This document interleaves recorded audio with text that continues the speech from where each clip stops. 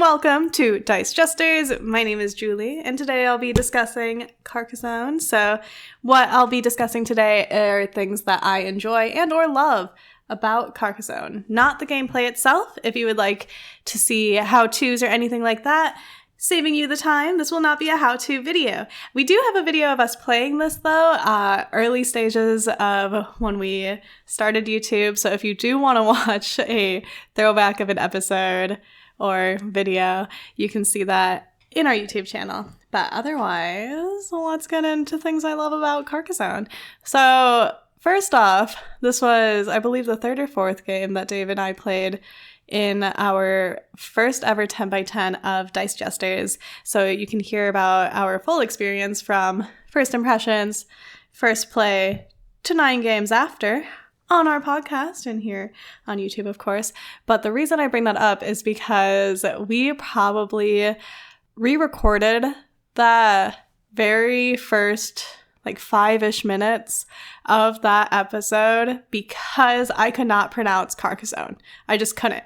And I don't know why I couldn't. Well, I can't pronounce lots of things, okay? Sometimes my English is a little off because growing up in a bilingual household, I mix up things sometimes. And I have really quirky sayings, which if you listen to the podcast, I think you could kind of hear some of it there. But I'm okay with it. I think it's fun sometimes when I get the blanks there. I'm like, yeah, it's cool. But Carcassonne is just one that I couldn't pronounce. It took me a little bit, but we got there. So that is a memory that I enjoy. I just think it's funny because every time I see it now or anytime I see somebody post a picture of it on Instagram, I'm just like, oh, there's the game that I can't pronounce. So the other reason that I enjoy Carcassonne, from not being able to pronounce its name to having this love-dislike relationship with it. So I am sorry, it's going to be a spoiler alert if you were hoping to hear the podcast, but that is something that I love, so that's why I just want to mention it. But when we initially did the 10 plays of Carcassonne, I, at the end, was ready to trade it away. I was. But then we took a little break and we played it one more time and I saw what everybody else saw. I was just like, you know what? I really enjoy this game. I like laying the tiles, getting a road after road. It's actually kind of fun.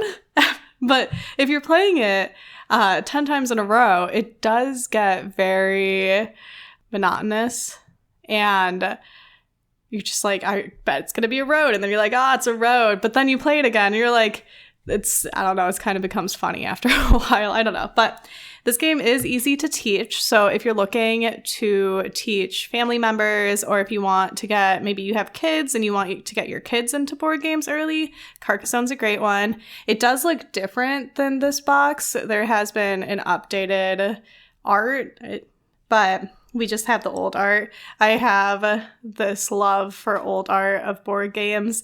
So if you do follow along in the channel, there might be a few games that you'll see that we have the old art for. I know Agricola is coming out and or is already out with a new art edition. We still have the old one. They also have a zombie thing going on, which sounds pretty cool. So Carcassonne, love getting the road after road. And then I love also watching where your opponent places their meeples, and then you can either decide to start building into their city with some meeples, or you can put a road that's inconveniently placed somewhere just so they can't finish their city, but then that meeple's trapped in that city, and then you're like, ha ha ha, I'll have the bigger city. So the game can be very competitive if you do it that way. Or it can be laid back. You could be working on something over here, minding your business. They could be working on something over there, minding their business. And then, if you want to get real wild, okay, you can add all the expansions together, like Dave and I have. And then there's a dragon going on over here, and a tower over here, and then all these other things over here, there's a princess, and it's just wild. But yeah, so I re-fell in love with Carcassonne, and those are just fun things that maybe you would enjoy. So you could play a laid-back version, you could play a competitive version, you could play whatever version you like, and you could teach basically anyone for this one. So if that's something you're into, Carcassonne's the way to go. And if you would like to hear our full thoughts of it, it is on our podcast, but I would like to hear your thoughts of Carcassonne. If you could drop them down in the comments, I would like to know if you've played any expansions. If you did play expansions, what expansions are your favorite? If you don't play any expansions, what expansions are you looking forward to?